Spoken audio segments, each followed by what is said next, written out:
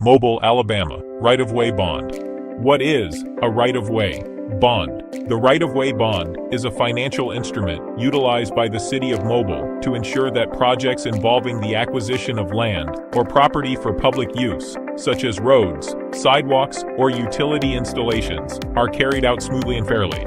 It serves as a form of guarantee to property owners that they will be compensated appropriately for the use of their land.